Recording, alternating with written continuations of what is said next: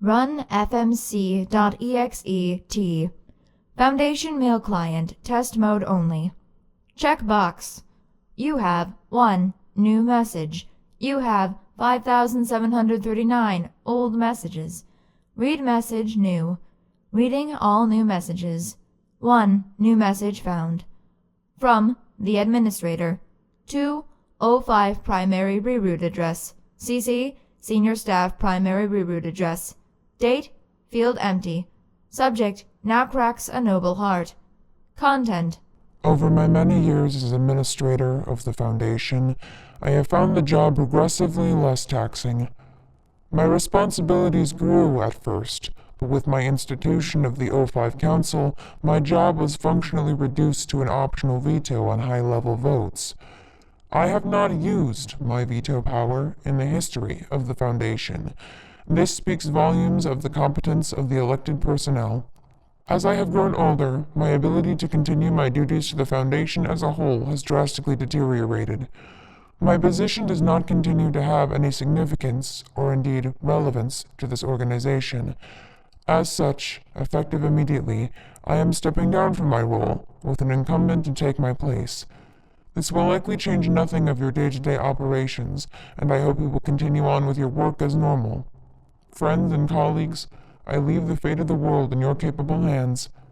Thank you for your service. The Administrator. You have not accessed this terminal in 10 minutes. Do you require assistance? Log off. Does the Black Moon howl?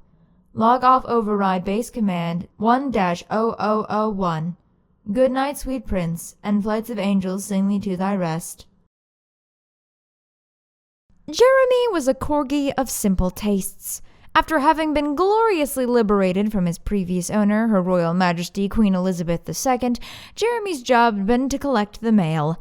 His brothers, Jeremy, and Jeremy, all had substantially more exciting jobs, such as ice cream retrieval or orbital space station design, but he didn't mind. Jeremy liked collecting the mail anyway. As he did every day, Jeremy brought the mail to his benevolent owner, Dr. Isabella Helga Anastasia Parvati Wondertainment V. Ph.D. Isabel had been spending her morning being astonishingly productive. She had been spinning in circles with her arms out while whistling for almost 4 hours straight. Jeremy dropped his mouthful of paper in front of her and gave a helpful, positive woof. Dearest Isabel, I hope this letter finds you well. As you know, your mother and I have been hard at work on our own private projects. Your position as lead toy designer has been filled extraordinarily well. Sales have been up across the board.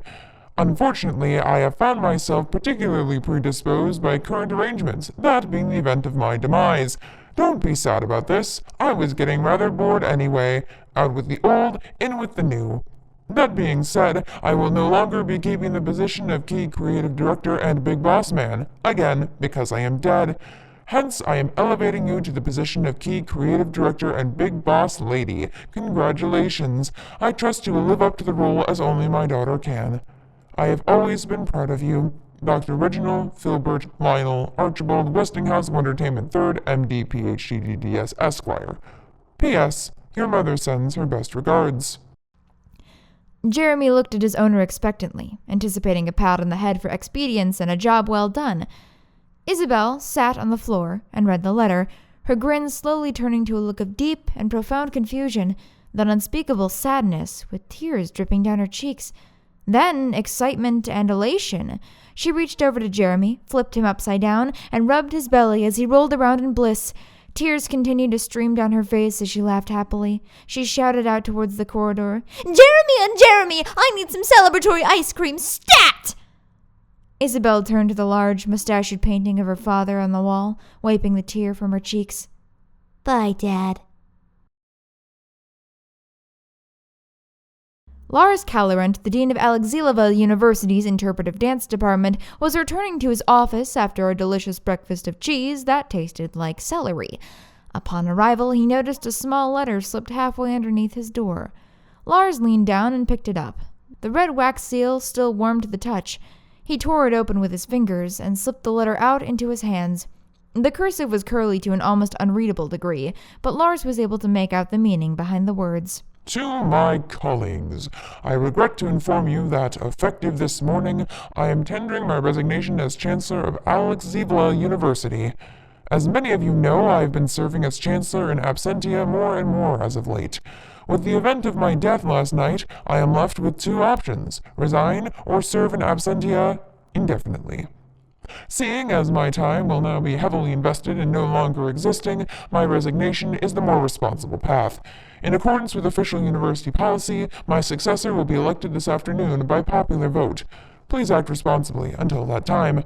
Murdering your peers beforehand, while not technically against any rules, goes against the spirit of the election. Similarly, negating the event of their birth should be looked down upon, though substantially less so. Thank you for allowing me to serve you all as Chancellor over the past years. I wish you all the best of luck with your future endeavors. Gratefully yours, Chancellor Westinghouse. Lars fetched his formal attire, bulletproof vest, and sniper rifle. A new chancellor had to be elected, and with any luck, it was going to be him. James Suden entered the tiny church. He'd driven for 5 long hours, twisting and turning his way through the mountains, leaf-covered roads leaning dangerously towards tipping his car off the side of a cliff. And here he was, not a human being for miles around, which was odd because he was supposed to be meeting a local Roman Catholic priest. James looked at the solid hardwood door. The lock was heavy and thick.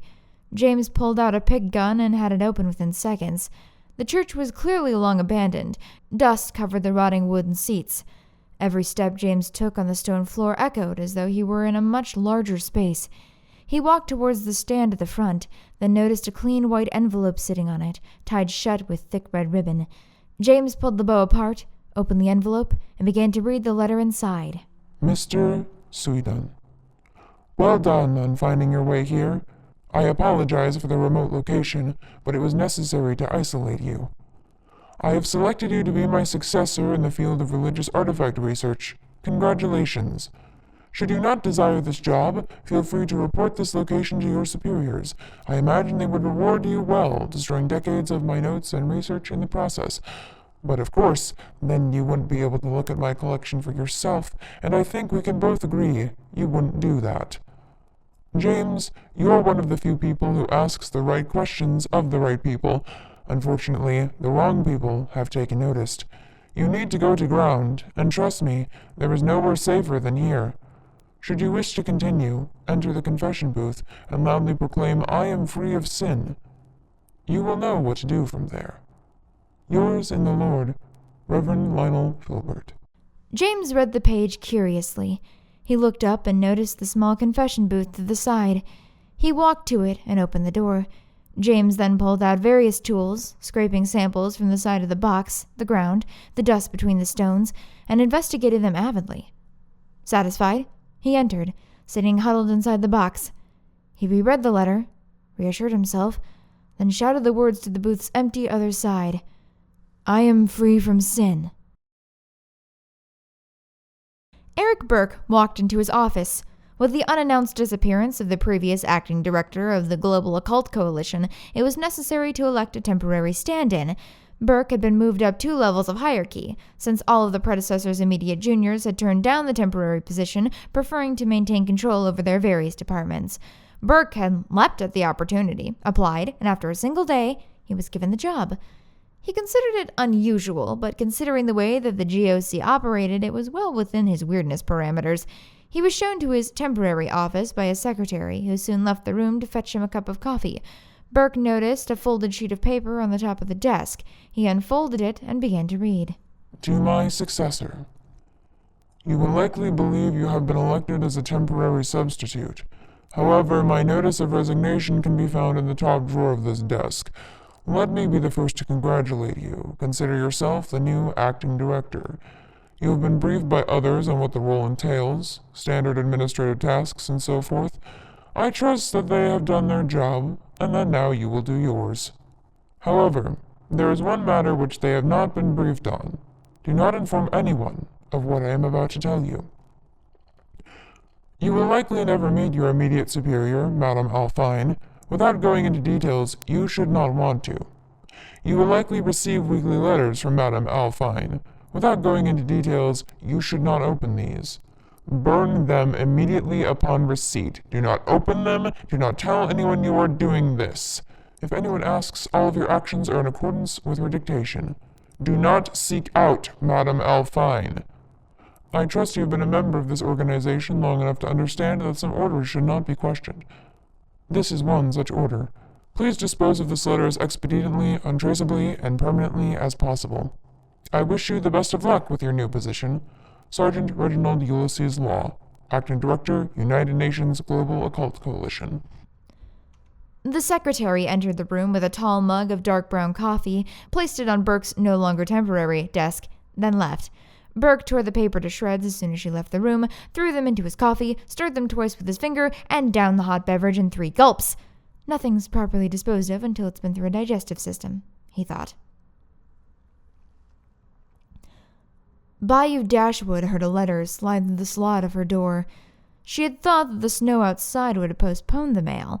Then she realized that the mail had come yesterday. Confused, Bayou left the kitchen, walked to the front door, tore the envelope open, then pulled out the folded letter and a small metal needle from inside. She read the letter, face slowly hardening, then scrunched it up into a ball. Bayou returned to her living room and threw the letter into the crackling fireplace.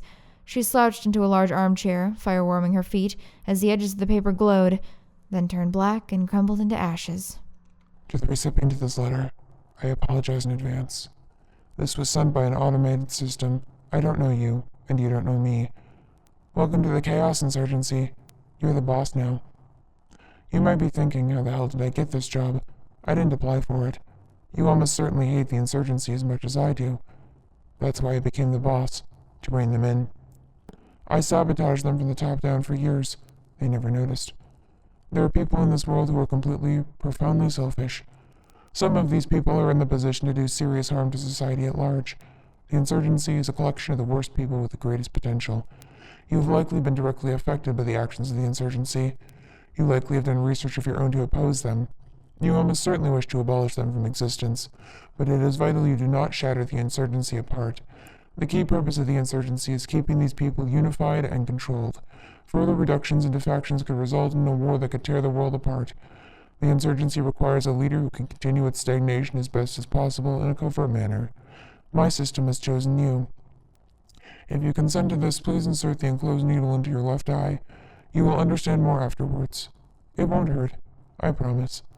I regret putting you in this position, but anticipate you shall rise to the occasion. Archibald Miram.